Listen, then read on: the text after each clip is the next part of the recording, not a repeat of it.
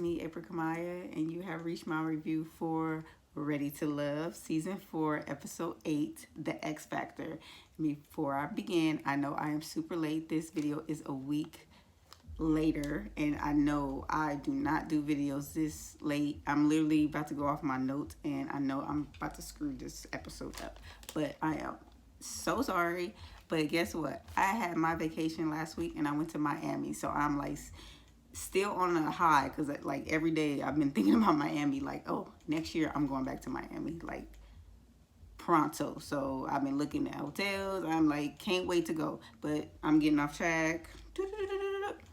This is Ready to Love review. So again, this is super late, but it's gonna be super fast. I have notes, and so let's get to it. Okay, so the ladies meet at Tommy's and his wife's house.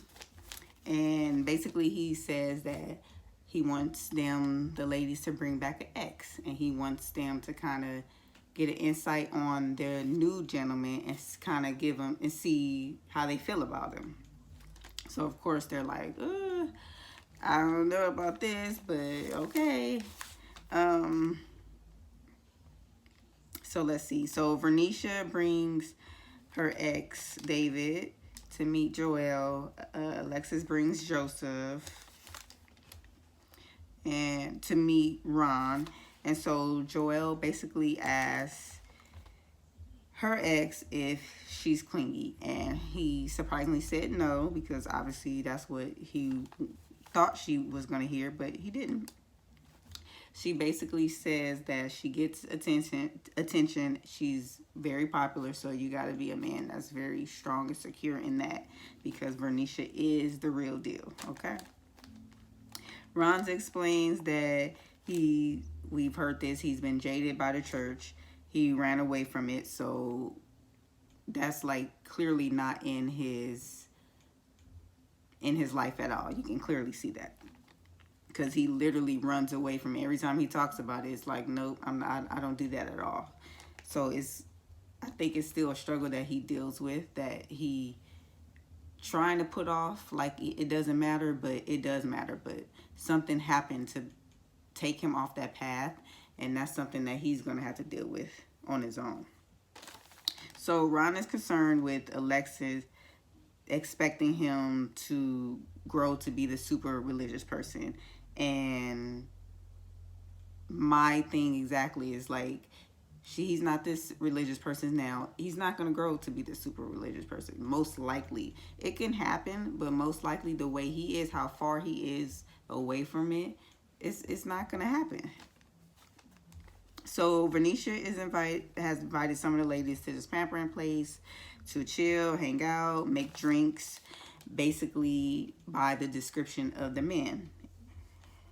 Vernisha, Alexis, Kyra, and Liz. Kyra and Liz are both interested in Jason.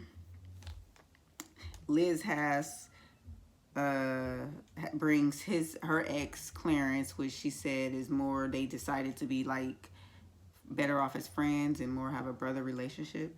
So Liz starts to tell her concerns about David, that he's different off camera than he is on camera.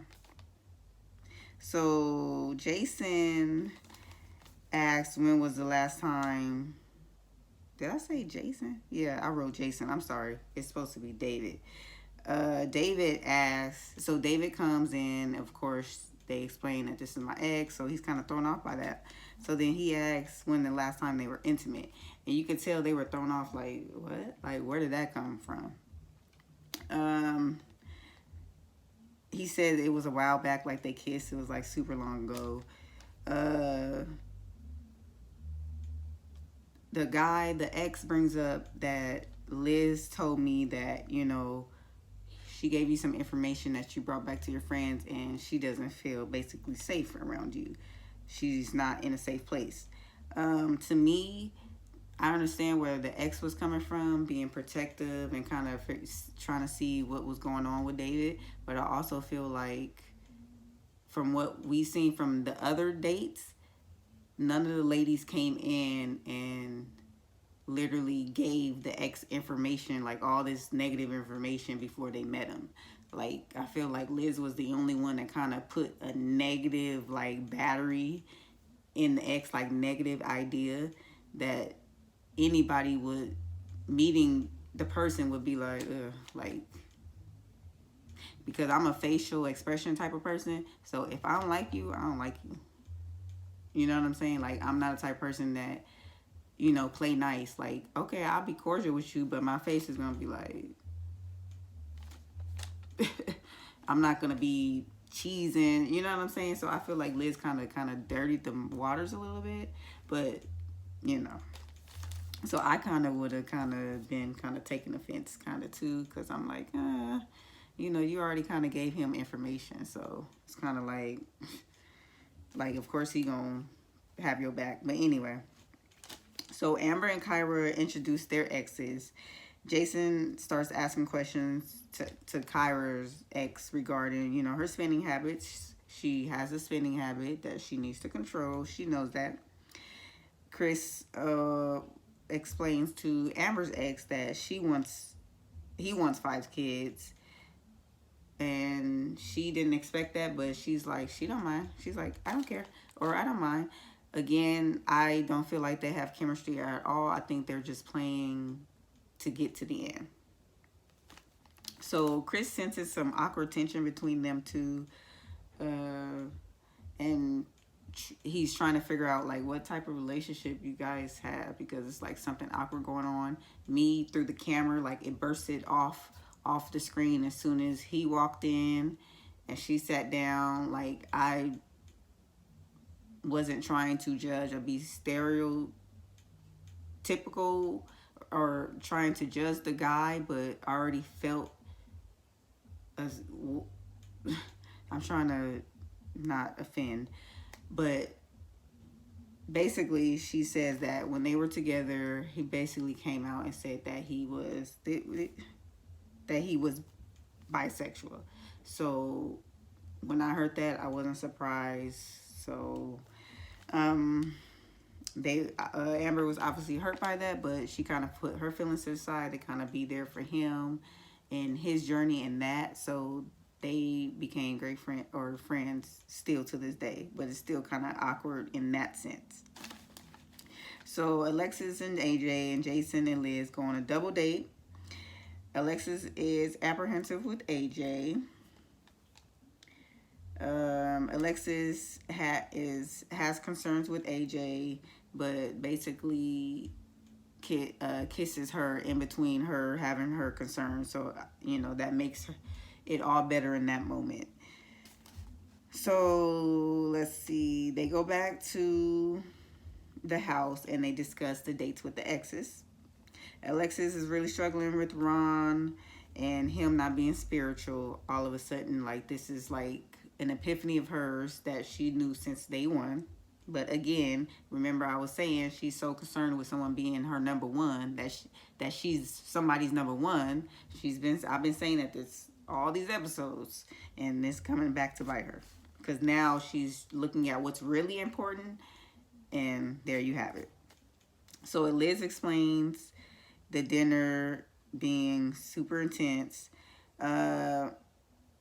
Who would the ladies pick if they were going home today? You know, Kyra picks Jason, Liz picks Jason, Vernisha picks Sherelle, Amber picks Chris, Alexis picks AJ.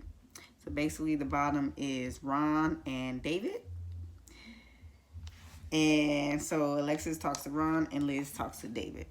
So Liz and David's, well, they come in and they can't even get any words. Both of them can't even get a word in edgewise, and basically is to be continued. So watch my review on the episode 9.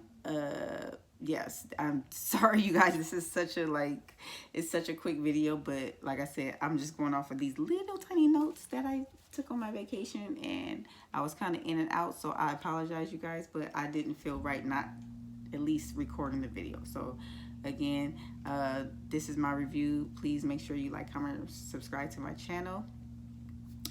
This is episode 8, and go ahead and swipe over to, or swipe up, swipe down, I don't know how it looks, and go to my next video for episode 9. All right, I will see you guys in the next video. All right, take care.